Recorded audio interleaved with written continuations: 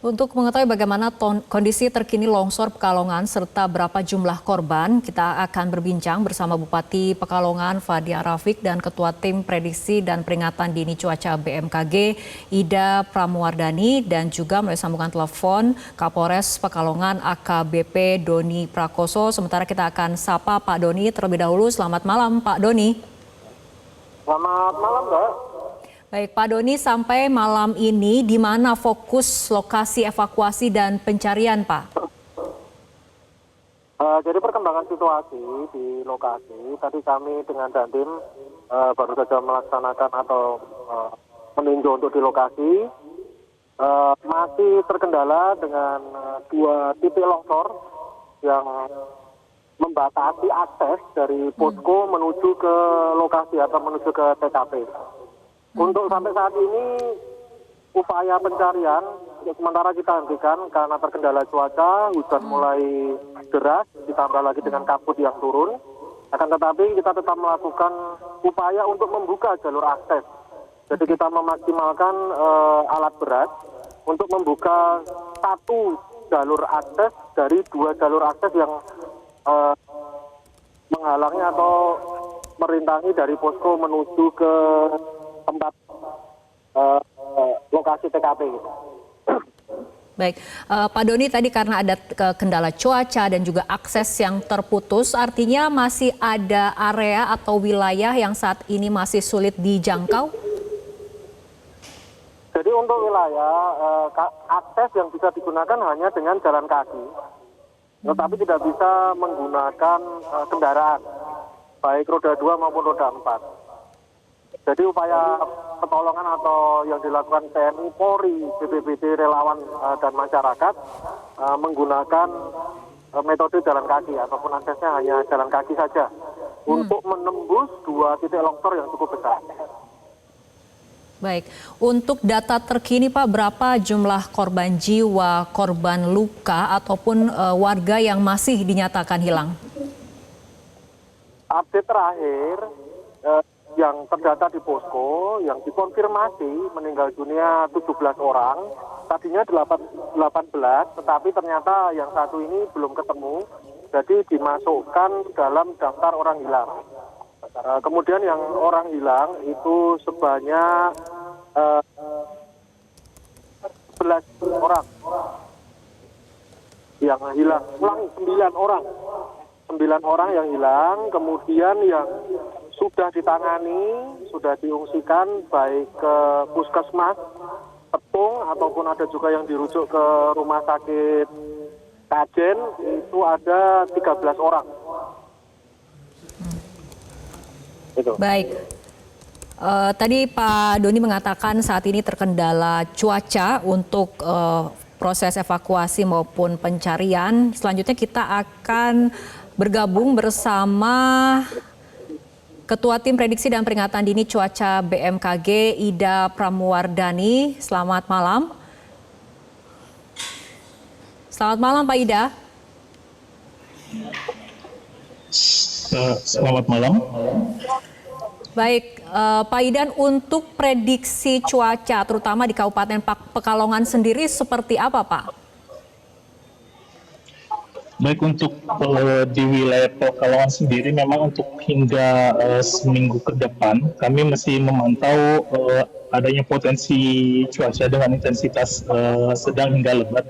Nah, seperti itu untuk wilayah Jawa Tengah pada umumnya, namun termasuk untuk wilayah Pekalongan seperti itu. Oke, peringatan ataupun kondisi seperti ini apa saja kemudian pemicunya Pak? Baik, kalau menurut pantauan kami saat ini memang untuk sebagian besar wilayah Jawa saat ini memang memasuki puncak musim hujan ya, dan ini kemungkinan akan diprediksi akan berlangsung hingga Februari atau bahkan sampai awal Maret seperti itu. Selain itu untuk kondisi analisis cuaca terkininya kami memantau di beberapa hari sebelumnya. Itu terpantau memang ada aktivitas suratan dingin ya yang terpantau yang dimana menyebabkan adanya aliran massa udara dari wilayah Asia di bagian utara itu dan mengalir ke wilayah Indonesia. Dan menurut pantauan kami, untuk aliran massa udara itu sudah melintasi ekuator gitu ya, dan biasanya efeknya ini memang untuk di wilayah Indonesia bagian barat, seperti termasuk untuk di wilayah Jawa mulai dari Banten hingga Jawa Timur seperti itu. Sedangkan untuk kondisi lokalnya sendiri di wilayah Pekalongan, kami memang melihat bahwa adanya konvektif lokal yang kuat di sekitar wilayah Pekalongan. Bahkan menurut pantauan kami di tanggal 20 itu hujan sudah terpantau dari siang sekitar pukul 14.30 seperti itu, dan juga hujan ini juga berlangsung sampai malam hari seperti itu. Baik. Jadi memang ada beberapa fenomena atmosfer seperti itu yang kebetulan aktif di wilayah Jawa Tengah pada umumnya. Untuk hujannya sendiri kami terpantau paling tinggi tercatat sekitar lebih dari 60 mm untuk di tanggal 20-nya, seperti itu untuk di sekitar wilayah Pekalongan. Oke, baik. Selanjutnya kita akan juga bergabung bersama Bupati Pekalongan, Ibu Fadia Arafik. Selamat malam, Bu Fadia. Selamat malam. Ya, Bu Fadia, tadi saya sempat berbincang dengan Pak Doni dan juga Pak Idan dari BMKG mengenai strategi evakuasi dan kemudian prediksi cuaca yang ternyata kemudian masih ada potensi untuk turun hujan. Ini artinya bagaimana kemudian dari pemerintah daerah akan kemudian menentukan strategi evakuasi dan juga pencarian dengan mempertimbangkan cuaca? Ya, memang pertama Kabupaten Pekalongan ini kalau menurut saya ini baru awal, ini musim hujan ini baru awal. Dan kalau menurut prediksi itu diperkirakan masih ada sampai Februari karena ini kita baru awal. Dan evakuasi ini sudah 17 orang yang ditemukan meninggal, dan Pak Kapolres, Pak Dandim, serta dari TNI Polri serta relawan-relawan kita juga ikut membantu proses pencarian yang kurang lebih 8 orang ya Pak Sekda ya, yang masih hilang seperti itu. Oke.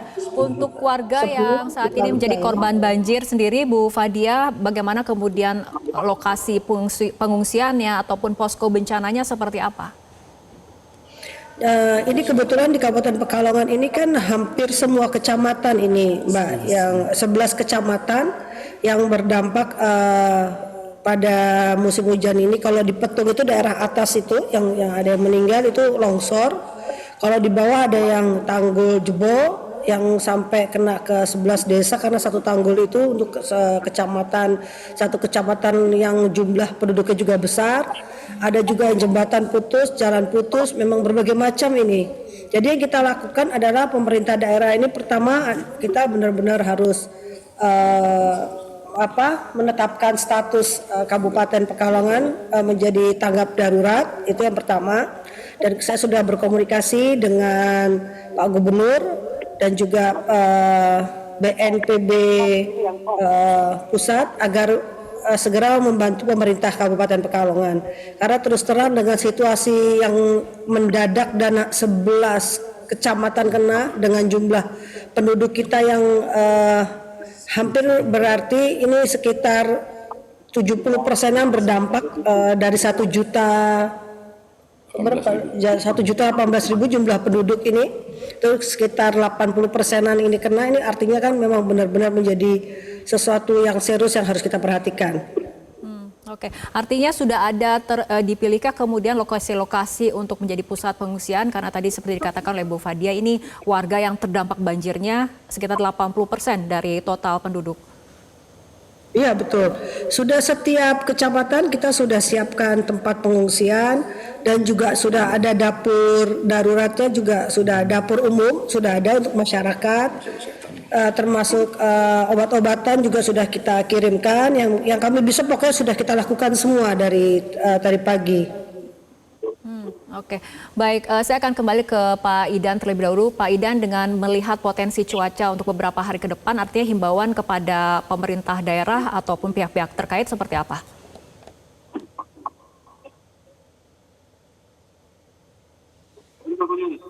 Baik, kalau himbauan dari kami BMKG, karena kami melihat memang untuk di beberapa hari ke depan, paling tidak hingga seminggu ke depan, untuk potensi terjadi hujan dengan intensitas sedang hingga lebat itu masih cukup tinggi di wilayah Jawa Tengah secara umum.